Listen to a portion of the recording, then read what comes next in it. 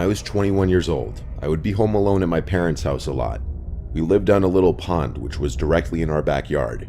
On the other side of the pond was a little town park. Our neighbors were a bit spaced out. It was a pretty upscale, expensive block compared to the rest of the town, so the properties were big. I'm fully moved out now, but this was back when I was in college. My parents make a lot of money, and we have multiple homes, so often I was home alone. It was a random night in the summertime. I was off from school, so I can't remember if it was the weekend or a weekday, but odds are since I was home, it was a random weekday. I was in the back sunroom watching a show. That was my favorite room in the house in the summer because it was the most cozy and had the best breeze with all the windows open. I was right on the corner of the couch closest to the corner window when I heard splashing from outside, like in the pond. It could have been a goose or duck. Sometimes they'd fight in the water and make a bunch of splashing sounds, so at first I ignored it, but as it persisted, I decided to lower the volume on the TV and listen. I put my ear up to the window even, and I heard consistent splashing sounds, way too heavy to be from a duck or goose. It sounded like they were splashes from a person. I opened the door in the sunroom and stepped outside to the deck. I looked out to the pitch darkness of the backyard. I now heard a man's humming along with the splashes. Someone was definitely swimming in the water. They were trespassing. Each house on the pond owned a specific chunk of the pond. I stepped inside for a second to flick on the lights to the backyard deck. As I did this, just a bit of the pond was exposed, and the splashes and humming stopped. Whoever it was clearly saw me. I wondered if it was one of the neighbors going for a swim or something, which also just seemed weird because no one really swam in the pond ever. But honestly, whether it was or wasn't a neighbor, I wasn't going to confront whoever it was. I stepped back inside and turned off the lights, of course locking the door as well. I texted my brother who was away at college about it. He didn't answer right away. I was trying not to creep myself out over it, but watching TV after this was kind of hard. I couldn't focus on the show.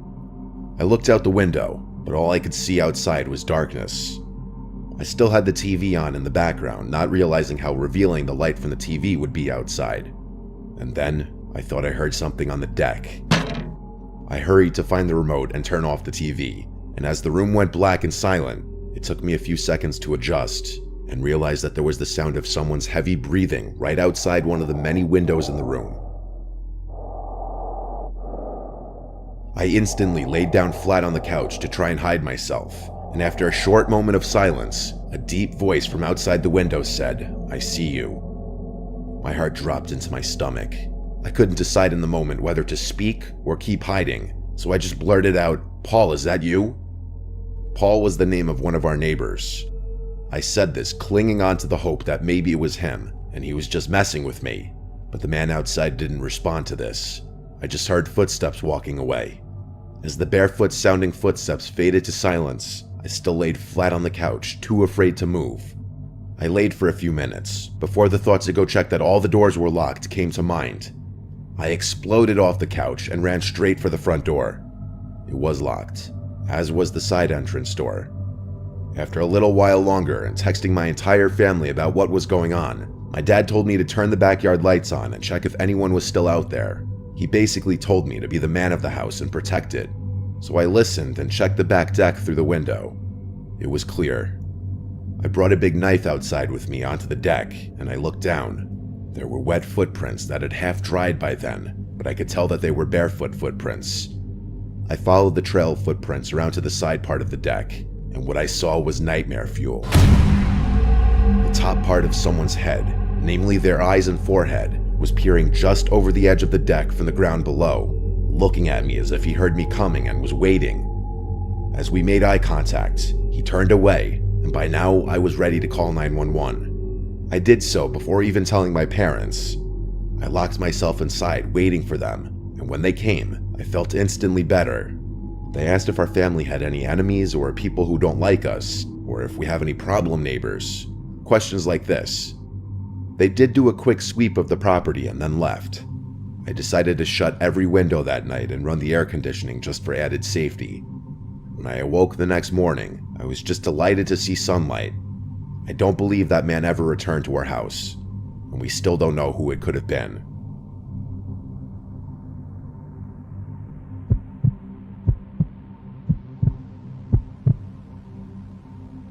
I have a dog who I take for a walk 3 times a day. First in the morning, then in the afternoon, and finally at night. I take him on the same route every time, which is through our driveway exit, which leads to a cul-de-sac parking lot for the condominium complex we live in. This will make sense soon as to why I'm telling you this. On the night walk, I always go somewhat late. I'm not sure why, but it's been a habit ever since I've had him, and it's never been a problem for us. Until one night, I begin our final walk of the day and go our usual route. I have a flashlight with me as there are no lights at the parking lot, and I'm listening to music with only one AirPod as I feel it would be for the best just in case I heard something unusual. And I did. As I'm approaching the parking lot, I was hearing something. A voice of some kind that was up ahead of me, but I was completely zoned out in my own world of music as it was happening. But then my mind finally caught up and I stopped. I took the AirPod out and stood still to listen, just to see if I was only hearing things. And then it happened again, a voice that spoke ahead of me, but I couldn't see anyone. So I did the stupid thing and continued to carefully walk forward because I thought it was all in my head. But something didn't feel right about it.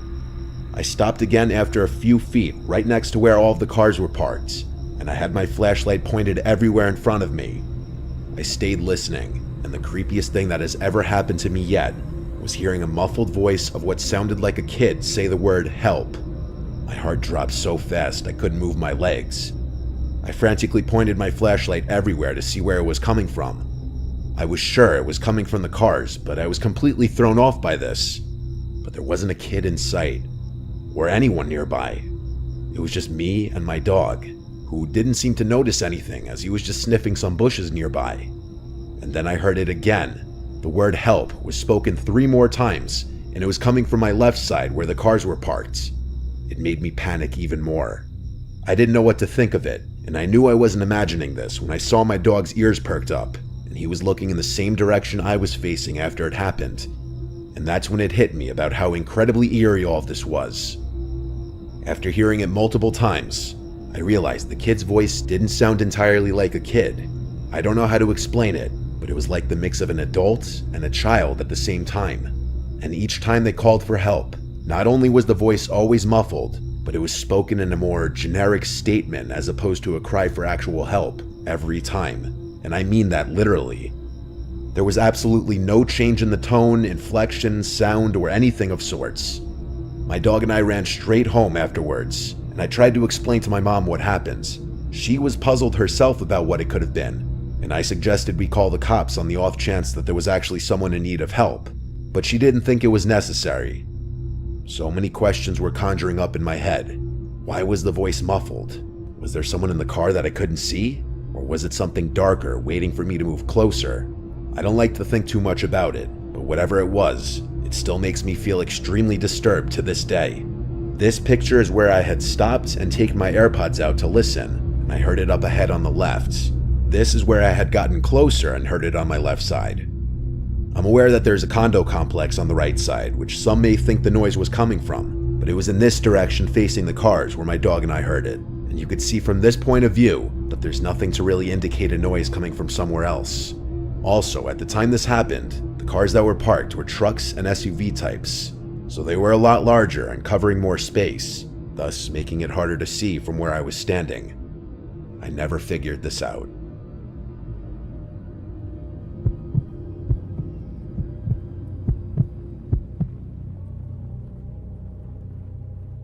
What I'm about to tell you is the reason why my parents moved out of a house that was in the family for 3 generations. I've struggled with depression most of my life. It's hard for me to shake the feeling of being useless. I'm doing much better now, but when I was a kid, it was horrible. Because of that, I spent a lot of time alone in my room. My house was nestled in a very woodsy area. There were trees on 3 sides of it and a forest separating it from any neighbors. My room was pretty big for a bedroom. It was in the back corner of the house, so the windows on 2 walls faced the woods. It was honestly pretty scary for a kid my age. It didn't help that I was also scared of the dark. Things started happening when I was around 10 or so. I was in the 5th grade, and I was at the age where it wasn't acceptable to sleep in my parents' bed after a nightmare, but I was still accused of having an active imagination. The first thing I noticed was my nightlight. It had different color settings, so if I wanted, I could change the LED around. I liked keeping it on red, which is what I fell asleep to most nights. One night, though, I woke up randomly in the middle of the night, which was unusual for me. I was really tired and fell back asleep in under a minute, but before I did, I noticed that my nightlight was a different color than the red I always left on. I didn't think much of it until about a week later. One morning, I woke up and realized my nightlight was once again not set to red like it always was. I asked my parents why they were messing with my nightlight, but they were confused and told me they didn't know what I was talking about. I explained what had happened to them, and they told me that the thing had always been glitchy. They knew best, so I accepted that answer for a while. At least until one morning after waking up to see my nightlight unplugged completely. It was just sitting there on the floor. Once again, my parents dismissed my concern and told me my brain should be focused on school. My dad said I was getting too old for a nightlight anyway. A few days later, my nightlight was missing completely. It had seemingly evaporated out of existence. Now I knew my parents were lying to me. They probably thought I should have outgrown the nightlight by then and took matters into their own hands. This incident caused a massive fight between them and I, since both of us accused the other of hiding it, and neither of us was budging. I couldn't believe my parents would blatantly lie to me about something like this, but there was nothing I could do. After that, things went back to normal for a week. That didn't last long though. 3 nights in a row, I woke up randomly in the middle of the night. Each time, I had no idea what was waking me up. After it happened a 4th time in a row, I told my parents. They told me that I was going through puberty and that changes to my body are natural. The next time it happened, I stayed awake instead of falling back asleep. A few minutes after I woke up, I heard faint rustling noises from my closet. My parents didn't believe me. My dad even checked my closet, and there was nothing in there besides old toys and posters. The next 4 days remained the most traumatizing nights I've ever experienced in my life. I'd been woken up only to hear rustling in my closet. It was torture. I couldn't take it anymore. I begged my parents to believe me, and my dad got angry. He dragged me to my closet to prove there was nothing in there. He started throwing toys around my room, clearing the closet bit by bit, yelling at me the whole time. That is, until he pulled one of the posters off the wall. My mother and father stared in horror at the massive hole in the wall the posters had concealed. My mom started screaming, and my dad pulled out a flashlight. The hole was way too deep to see where it led, so my dad ran outside and began inspecting the outside of the house. There was a tiny hole in the dirt at the base of the house, and a little digging revealed that it was more than a divot. There was literally a passageway from the woods to my room. My mom and I were out of the house that night to my aunt's house. We moved out shortly after this. I stayed at my aunt's house until we did. I don't like thinking about this experience, but I'm gonna have to face it eventually. My parents also refused to talk about this incident, and I think it's partly because they feel some blame for not taking me seriously. It's chilling to think that there was a stranger in my room every night for over a month. I have no idea what they wanted, and will probably never know. If your kids come to you with something that sounds abnormal, believe them.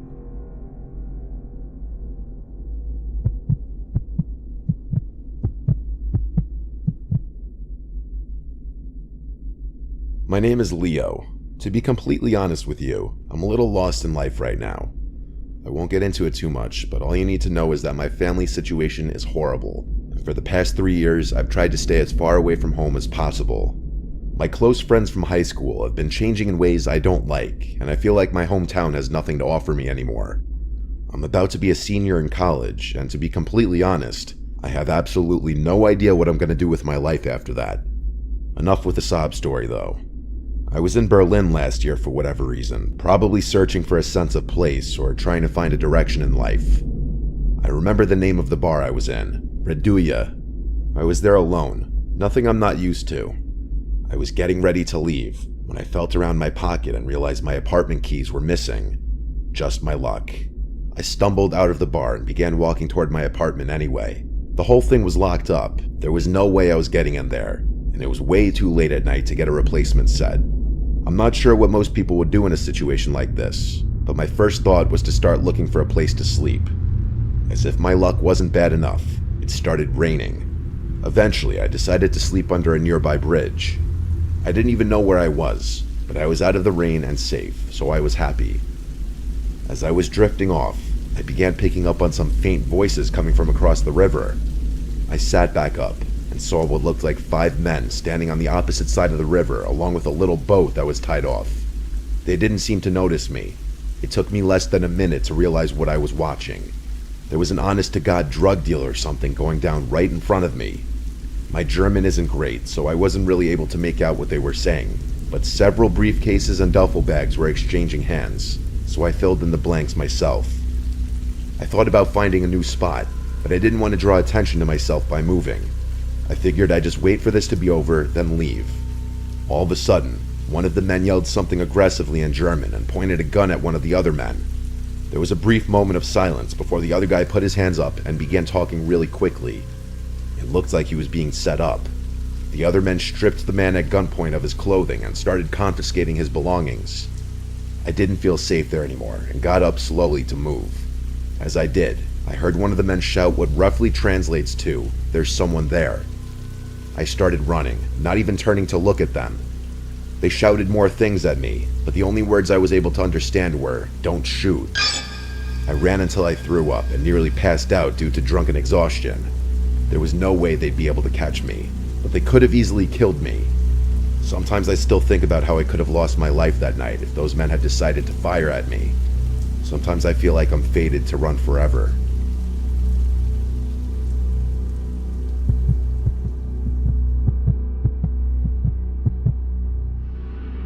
It was a normal Friday afternoon at my high school. I was walking down a hallway with my friend Emma as she talked about God knows what. I was just trying to get through the day because I honestly had a lot to deal with at home as well as at school, being that my foster parents weren't the nicest people to say the least. As we walked past the lunchroom, I suddenly had to use the bathroom. I asked Emma if she had to go. She said no and that she would wait outside for me. I went into the bathroom and immediately noticed no one else was in there. I thought to myself, that was weird, because out of the multiple bathrooms in the school, this one was always packed at any given time. I shrugged it off and went into a stall, and a few seconds after getting in the stall and sitting down, I heard the bathroom entrance door open and shut abruptly and someone entering the bathroom, but I didn't hear them move after entering. I didn't think anything of this. It wasn't really anything out of the ordinary. Maybe it was someone hiding from an admin. I went about my business. I stood up to button my jeans and read the writing on the bathroom wall. It was a bunch of random quotes and rants about teachers. Then I heard the door open again, and I assumed whoever was in here had left. I came out of the stall, and as I left the bathroom, Emma was looking at me with a weird face, almost like a "what the hell did I just see" face. I asked her what was up, and she asked me, "Who was that standing right behind you in the bathroom stall?" I got chills. I told her no one was in the stall with me and to stop fucking with me. She promised me she wasn't. She told me she actually came in seconds before I came out because she realized she did need to go. But then she saw someone else in the stall, standing with their shoes touching the back of mine. That's how close they were behind me in the stall.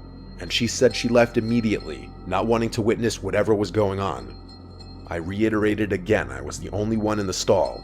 However, I had heard someone come in, but I never heard them use the bathroom, and I had assumed they were hiding from an admin. That's when she told me no one went near the door until she came in seconds before I came out.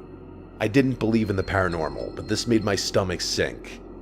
I found an admin and told her about it, and she pretty much tried to assure me that it didn't happen, that Emma was probably just messing with me. But Emma was never one to take things seriously or be serious in general, so when she looked me in the eyes with a serious face and told me word for word what she saw, I felt like it actually happened. And something really was in there with me, along with the fact that I heard the bathroom door open and close twice. I'm 18 now, and I haven't forgotten it since.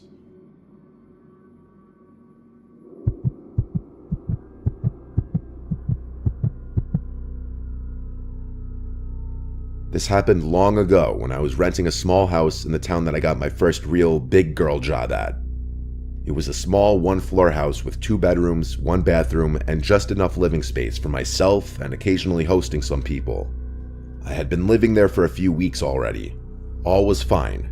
The landlord, who I'll just call Michelle, was really friendly and understanding. I think she rented to me because she didn't want a male renting out her house. I'll skip unnecessary details and get right to the point. Something very weird started happening a few weeks into living there. One regular work night, I got a knock at the door. I went to the other side and said, "Who is it?" and no one responded. I didn't open it. No one should be knocking on my door late at night. It was early the next morning. I had finished getting ready for work and was about to leave. I opened my front door and saw a big post-it note taped to the storm door. It said, "Hello, beautiful." I right away remembered the knocks on the door from last night. It was no doubt the same person, but the big question was, who could it be? I crumpled it out of disgust and threw it in the trash, hoping and assuming it would be a one-and-done thing. It was that night that I got another knock at the door. This time a little earlier, while I was cooking dinner. I went over to the door, this time not saying anything, just listening. There was no peephole or glass to look through to the other side. I had no way of seeing who was there without opening the door, and that wasn't going to happen, as the storm door didn't lock. But this was the second night in a row, and now I was realizing this was some kind of stalker situation. I called my mom and dad to ask for advice, and really, they didn't even know what to say. My dad, who was a retired police officer, said that if I called the cops, they wouldn't really be of any help unless they were catching the person in the act. My dad advised me to not go outside late at night for a while, don't answer the door, and if it persists, that he'd come to town and spend a few days with me. So that was the advice I followed. The next morning, the first thing I did was check the storm door for another note, and part of me died inside when I saw another note stuck to the glass. This one said, "I like to watch you." I took a picture of it with my phone and sent it to not only my family, but Michelle as well. I asked Michelle if she had any kinds of issues with certain men or any stalkers. She acted appalled and shocked when I sent her a picture of the note and told her about the knocks. She assured me that she didn't have any stalkers and that she was in a long-term relationship. Still, I wasn't entirely convinced. I left a note on the door after work that day, saying if you're looking for Michelle, she does not live here. She only rents this house out. If you continue to come here, I will be reporting this to the police. Doing this gave me a level of comfort, actually. I thought this would end things. That night, every waking minute was spent with anxiety, worrying about hearing knocks at the door again. To my relief, there were none tonight. I went to sleep in relative peace, thinking my note worked. The next morning, I opened the door and removed my note from the glass, but then realized it wasn't my note. It was a new note, and it said, "I'm not looking for Michelle, I'm looking for you." And then it said my name, followed with, "I like watching you," like it said in the previous note. I sent it to my dad right away. I felt seriously ill. My dad packed a bag and drove up first thing. He was at my house by the time I got home from work. And work that day was rough because I couldn't think of anything except for this horrific situation. I even wondered if someone in my office could have been doing this, like this creepy guy Fernando. My dad and I waited to call the police together until later in the night when we figured whoever was doing this may be hiding out there already. We wanted them to see the police presence. We spoke with an officer outside. My dad said it must have been a busy night since they only sent one. My dad, being a retired police officer, obviously didn't hurt in this whole situation. After the officer left with his report, my dad stayed out on the front stoop for hours, even after I went to sleep. Obviously, the person didn't return that night, and I moved out once I was able to pack all my things. Michelle was completely understanding. Thankfully, whoever was stalking me at that house didn't follow me to my new place, likely eliminating the possibility that it was a coworker. So I will likely never know who it was.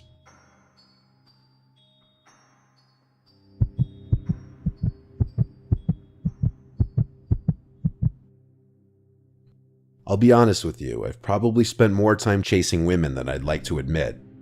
I've had to tone it down a lot since college, partly because of what I'm about to tell you. I went to school in California, and while I haven't been back in a while, when I was there, the culture was very open. And when I say open, I mean sexual.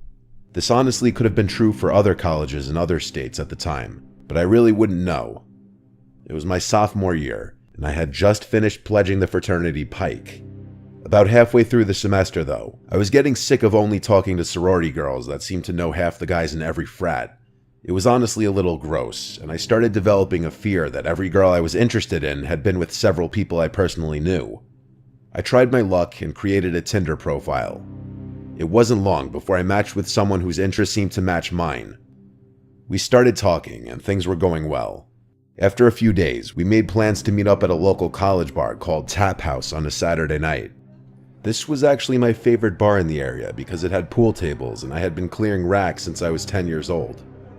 I remember getting there a little early so I could secure a table and warm my muscles up a bit. An hour passed though, and I came to terms with the fact that I had probably been stood up. I was trying to decide whether I should salvage the night or just go home and play online chess when I got a notification. To my surprise, it was Yamel, the girl I was waiting on, telling me she had just arrived. I greeted her, and she apologized for being late. We got some drinks, played some pool, and got to know each other. She was Latina and a heavy drinker, so I got plastered just trying to keep up. At one point, she asked for my Instagram, which I gave to her. 10 seconds later, I found myself staring at a collection of explicit photos she had just sent me. I was confused, but in my drunken state, I wasn't going to complain. Before I could even respond, she told me, "Your turn," which I figured could only mean one thing. Honestly, if I hadn't been so drunk, I probably would have questioned why we were sending pictures to each other when we were literally 5 feet apart, but I didn't have the foresight.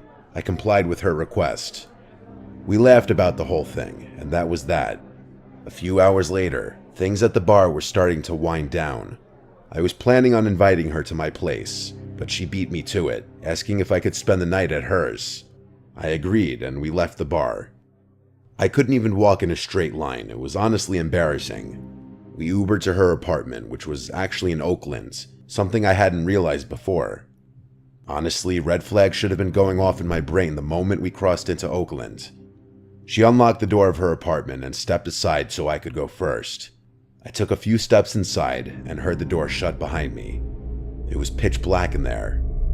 As I was turning around to ask her to flip some lights on, the room lit up. To my horror, I wasn't facing a harmless 5'2" girl anymore.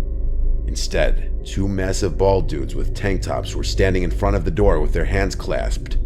I turned around, and there was another white bald dude in front of me.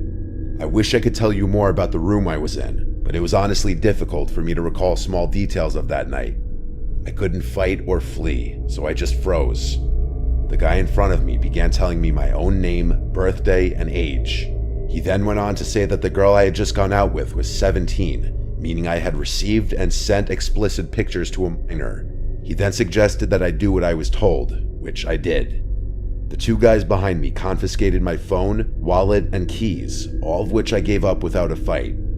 I asked the guy in front of me what he wanted, and he basically told me that he was a major distributor of illicit substances in Northern California. He told me that I'd be outed as a pedophile if I didn't distribute his product to my fraternity and university. I wish I could remember more specifics. The 2 men behind me then gave me a piece of paper and told me to write down my address, followed by a list of names and numbers for as many students as I knew. I told them that I'd need my phone to complete the list, so one of them held it firmly in front of me and let me scroll through. All 3 of them were hovering over me now, knowing I was basically checkmated. I don't know what compelled me to do it, but the literal second I saw a chance, I ran. I was too drunk to think about the consequences of those pictures on my phone. I narrowly escaped out the door I had entered from and ran as fast as I possibly could. It's not like I was safe though. I was still smack dab in one of the most dangerous places in America. Eventually, I found a nice looking house and begged them to open up. I pleaded with them to let me use their phone and call 911, and then I told the police everything. But of course, I didn't remember the address of that girl's apartment. An officer picked me up and took down a report before asking me if I would be okay leading them back to that apartment. I was actually able to retrace the way I had run, and I waited in one of the squad cars as the police barged in. After a few minutes, an officer told me that the place was completely deserted and there were not any signs that people had even been there. In the following weeks, the police actually took my report seriously and launched a full-scale investigation. They concluded that it was probably gang-related, but were never able to arrest anyone. That was years ago. I bet this incident has been swept under the rug of Oakland's rampant crime and drug-related activity. In all honesty, what happened to me all those years ago is probably nowhere near the top of the list when it comes to that godforsaken place. I haven't used a dating app since.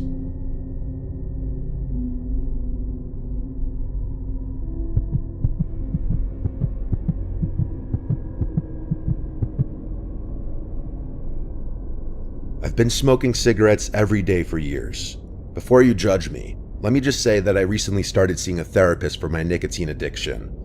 Unfortunately, it hasn't helped much. The only thing worse than my nicotine addiction is my sleep schedule.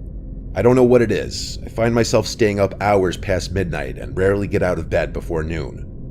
While I'm trying to fix these parts of my life, they're extremely relevant to what I'm about to tell you. It began a few months ago. I was standing on my balcony, like I do most nights, smoking a cigarette. I live in a really secluded neighborhood. It's not like the houses around here are right next to each other. Despite this, I have a neighbor whose fence I can see over if I'm standing on my balcony. I'm not nosy or anything, but this particular night, I was looking into his yard. I had never met the guy, but I assumed he lived alone since there was only ever a navy blue BMW parked in his driveway. But not this night, though. There was a black van I'd never seen before sitting in front of his house. I didn't make anything of it, just noting the coincidence to myself. The next night, though, I made it a point to pay attention to his yard, and the same black van was parked there again. I didn't assume something sinister was going on. I was more intrigued than anything. The following morning, I went up to my balcony and looked into his yard. The van was gone. For the remainder of the week, I made a game out of observing the van at night, theorizing its purpose.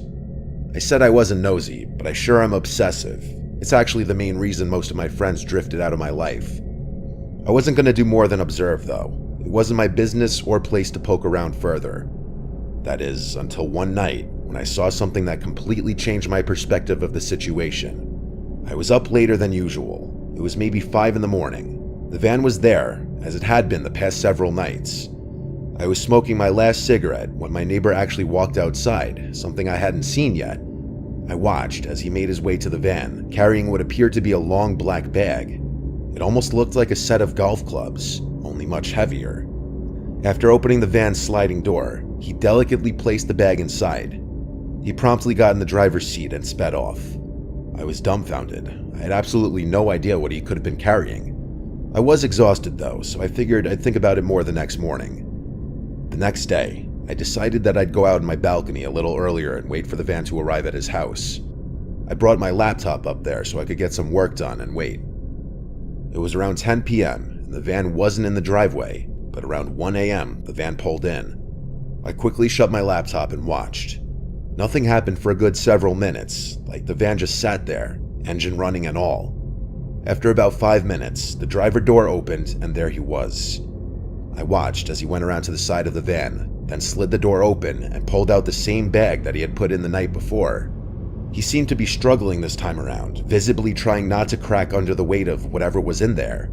After waddling a few slow steps, both he and the bag disappeared into his house.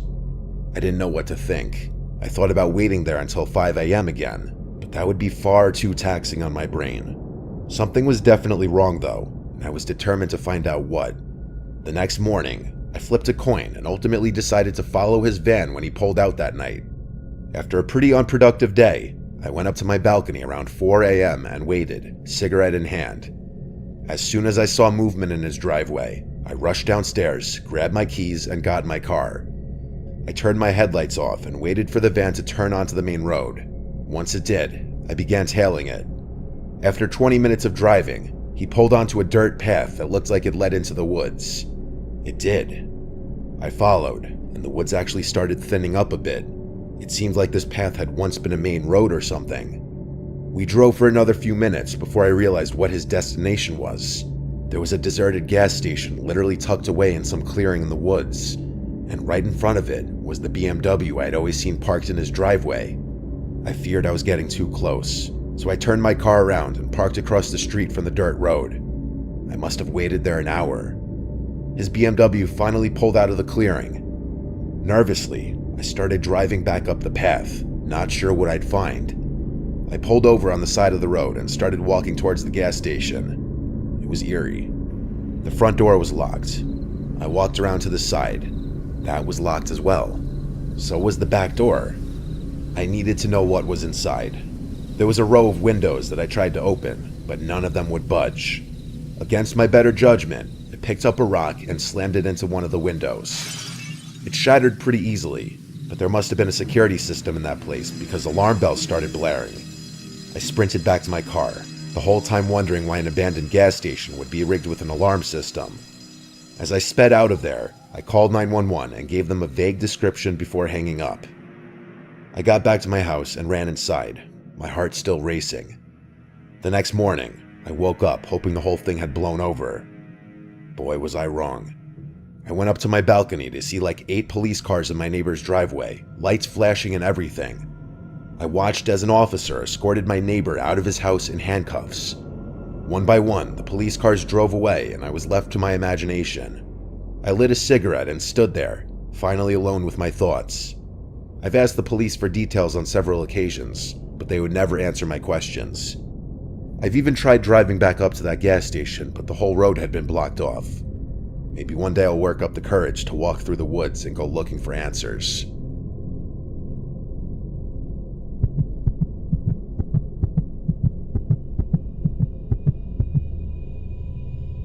I'm not somebody who grew up with any kind of sleep disorders, such as sleep paralysis or night terrors. I've always been a very heavy sleeper, so that's why when what I'm about to tell you started happening, it was a shock to me. We all have the occasional nightmare. I used to call nightmares a free, 3D immersive horror movie. To most, that will probably sound freakish, but in a weird way, I sometimes like the thrill of waking up after a nightmare. I was living with my one roommate, Patricia. I just called her Trish. We had very different schedules with work, so we didn't see each other much besides on the weekends. This happened in July. I remember because it was so hot out that I had the window AC unit on full blast every night, which also provided a white noise that helped me sleep better. It was the first night that I had the nightmare, a few days after my ex and I had broken up and life wasn't exactly the best. I had a dream that I vaguely remember for the most part, but the part that I vividly remember is being in a room full of my family members sitting quietly around a dinner table, and standing across the table from me was what I could best describe to be a creature that looked like one of the aliens from the movie Signs, only with horns and claws. It looked like what you'd imagine a sleep paralysis demon to look like, only I was still fully asleep and dreaming. The next thing I knew, the thing was standing next to me, looking down at me. I started to run away in my dream until I was in my room, or I guess my brain's version of my room. That was the last of that dream I remember before waking up. My room was pitch black and the AC fan was on full blast. My heart was racing a bit from the dream, and I sat there thinking, wow, that was a creepy dream. I looked around the room naturally before laying back down and going to sleep. The following night, I woke up in the middle of the night to my bedroom door open, which I usually 99% of the time would leave shut unless I was drinking. My immediate thought was that it was Trish checking if I was home. I went up to go shut it and went back to sleep fairly quickly. I asked Trish if she came in my room the next day via text, and she told me she did not. So it was always possible I just took a midnight trip to the bathroom or kitchen that I didn't remember. It was the following night that I had another nightmare. That same demon creature from my previous dream appeared again in this one. This one was a lot more disturbing. Instead of being with my family, I was in a dark, square, empty room with the thing, and it kept getting closer to me. Oddly, I don't remember the thing actually moving its limbs to walk. I just remember that it kept getting closer and closer until it was on top of me. And then, like I couldn't even move, the thing took a claw to my thigh and scratched me, and I actually think I felt the pain in my dream.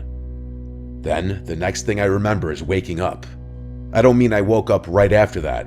I mean I don't remember what happened after that in the dream. But it was dark in the room once again, AC on full blast. I felt a slight stinging feeling on my upper thigh. I felt it with my hand, and I actually felt like I felt something on the skin.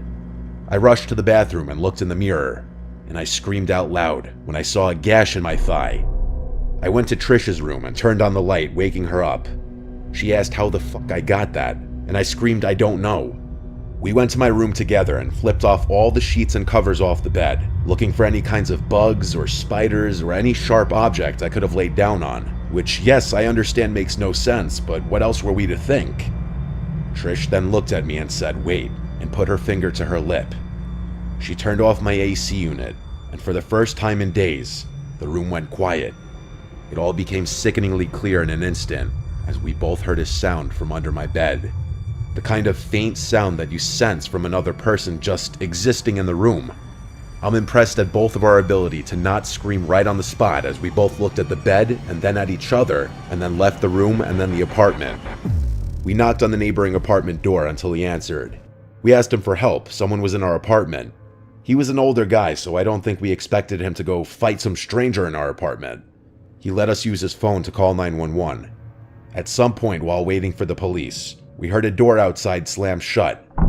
It sounded like our door. None of us could look out the window in time to see who it was.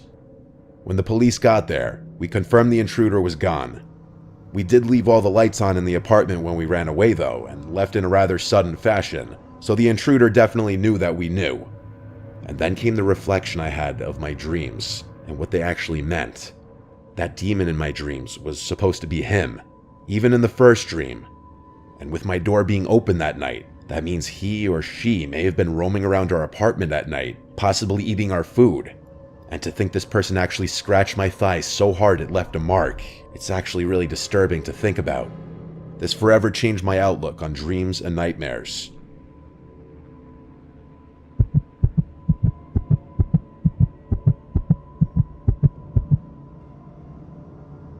This happened when I was a little kid living in our old house in Suffolk County, Long Island. I'm gonna say I was about 6 or 7 years old. My older brother and I shared a bedroom on the top floor that used to be a separate apartment that my dad rented out to an old lady, but she moved out, and so the upstairs was mainly for my older brother and I at that point. The layout was as follows. At the top of the stairs, on the left was our bedroom, which used to be the old woman's living room. Straight ahead was the bathroom, and to the right was an extra kitchen and a small bedroom. We had a million toys in our room, as the room itself was huge, and it also had 2 parallel crawl-in closets on opposite sides of the room where we stored a million other toys and board games and stuff like that. There was one toy though, a race car with a bunch of buttons on it. The buttons would make the car's lights turn on momentarily and play varying sound effects such as honking, revving, and driving sounds, and a little rock song. It was a toy we had for like ever, because it was originally a gift from my brother when he was a little younger. It was a random night. My brother and I were both in bed, not yet asleep, when suddenly, like a jump scare from a scary movie, the loud revving sound of that car toy suddenly activated, along with the lights of the car in the middle of the room. I looked at the car and instantly got scared and accused my brother Luke of doing that to scare me. He was laughing hysterically, saying he didn't do it. I was completely terrified. The toy then stopped making noises and went quiet. I was extremely unsettled, as any little kid would be, but nevertheless, time marched on and I fell asleep. It wasn't for a while until something else happened. One night, when Luke and I were both in bed again, we both heard a weird thud in the room. Luke insisted on trying to creep me out, saying there was a ghost in the room or something, and I kept yelling at him to shut up or I'd get Mom. He kept laughing until we both noticed a light in the corner of the room. It was the toy car again. I got out from the bed and ran straight down the stairs yelling for my mom. I got to my parents' room and yelled there's something in our room. I'm sure I gave a little 7-year-old spiel about how there's a ghost in the room, hearing a thud and the lights on the toy car turning on. Luke entered the room, and my mom defaulted to telling him to knock it off if he's trying to scare me. He said how could he turn the lights of the car on from his bed?